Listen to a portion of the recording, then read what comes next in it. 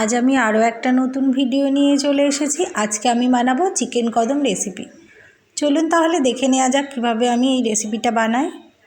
এই রেসিপিটা বানানোর জন্য আমি এখানে নিয়েছি রসুন কুচি, পেঁয়াজ কুচি, বাঁধাকপি কুচি আর আদাটা আমি গ্রেট করে নিয়েছি, আর কিছু কাঁচা লঙ্কা কুচি আর ক্যাপসিকাম কুচি, সব কিছুই কুচিয়ে নিয়েছি, কোনো কিছু বাটবো না।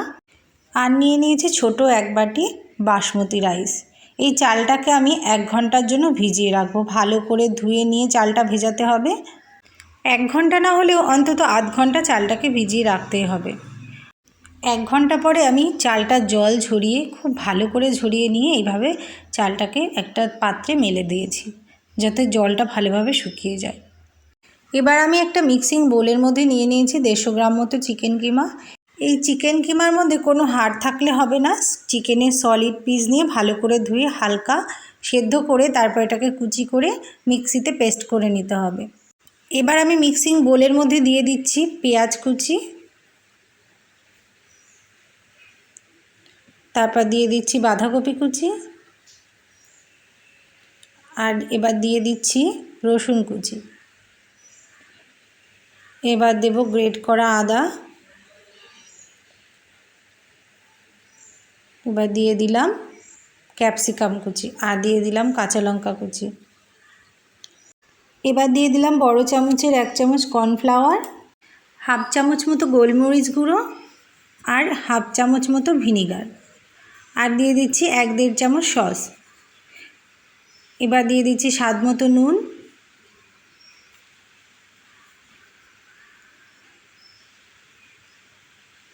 আর দিয়ে দিচ্ছি 1 চামচ মতো গরম মশলার গুঁড়ো। এবার সব কিছু দিয়ে আমি ভালো করে মেখে নেব। সব কিছু দেওয়া হয়ে গেলে এইভাবে শুকনোভাবে মেখে নিতে হবে, কোনো রকম জল দেওয়া যাবে না।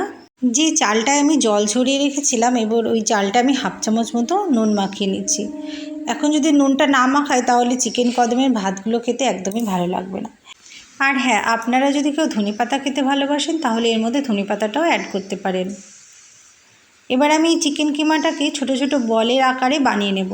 এই যে দেখুন, এইভাবে গোল গোল করে বানিয়ে নিয়েছি। সবগুলো বল বানানো আমার কমপ্লিট হয়ে গেছে। এবার এই বলগুলোকে আমি যেই চালটায় নুন মাখিয়ে রেখেছিলাম ওই চালের মধ্যে দিয়ে এইভাবে গোল গোল করে ঘুরিয়ে নেব। একটু সাবধানে আলতোভাবে ঘোরাতে হবে, নাহলে বলটা ভেঙে যেতে পারে। বলের পুরো গায়ে চালটাকে আমার মেখে নিতে হবে। এই যে এইভাবে আমি দেখুন রেডি করে নিয়েছি সব বলগুলো। দেখতে কি সুন্দর লাগছে না? এবার আমি কদম ফুলের গেটা পাসার জন্য আমি উপর দিয়ে একটু করে কেশর দিয়ে দেব। সবগুলোতে আমার কেশর দেওয়া হয়ে গেছে। এবার আমি একটি পাত্রে জল দিয়ে গ্যাসের উপর বসিয়ে দিয়েছি। জলটা যতক্ষণ না ফুটছে আমি অপেক্ষা করব। এই যে জলটা খুব ভালোভাবে ফুটে গেছে। এবার আমি গামলার উপরে দিয়ে দিচ্ছি একটা ঝাঁঝরি থালা। ঝাঁঝরি থালাটায় আমি আগে থেকে তেল মাখিয়ে রেখেছি। তেল যদি না মাখানো যায় তাহলে বলগুলো আটকে যাবে ঝাঁঝরি থালার গায়ে, এই জন্য আগে থেকে আমি একটু রিফাইন তেল মাখিয়ে রেখেছি। এবার আমি একে একে সব বলগুলো এইভাবে ঝাঁঝরি থালার উপর সাজিয়ে নেব। আর বলগুলো একটু ফাঁকাভাবে সাজাতে হবে, যাতে কোনোটার গায়ে না লেগে যায়। দেখুন সব বলগুলো আমার সাজানো রেডি হয়ে গেছে। এবার আমি উপর দিয়ে একটা ঢাকনা দিয়ে ঢেকে দেব। খুব ভালোভাবে ঢাকতে হবে যাতে ভেতরের বাষ্পটা না বেরিয়ে যায়। গ্যাসের জোর একদম কম দিয়ে আমি এটাকে 45 মিনিট মতো ঢেকে রেখেছিলাম। 45 মিনিট পর আবার আপনাদের দেখাচ্ছি। দেখুন কি সুন্দর একদম কদম ফুলের মতো দেখাচ্ছে, তাই না? এবার আমি এটাকে একটি স্টিক দিয়ে দেখে নেব যে ভেতরটা ভালোভাবে সেদ্ধ হয়েছে কিনা। যদি হালকা জল জল থাকে স্টিকের গায়ে তাহলে বুঝবো এটা হয়নি, আর একটু হবে সেদ্ধ। এটা আমার প্রায় রেডি হয়ে এসেছে। এই যে এবার কমপ্লিট হয়ে গেছে পুরোপুরিভাবে। এবার আমি এটাকে একটি পাত্রে পরিবেশন করব। দেখুন কি সুন্দর লাগছে, মনে হচ্ছে একদম সত্যি সত্যি কদম ফুল। এইভাবে আপনারা একবার বাড়িতে বানিয়ে দেখতে পারেন। বাচ্চারা তো ভীষণই ভালো খাবে, যেমন দেখতেও সুন্দর, এটা খেতেও ভীষণ টেস্টি।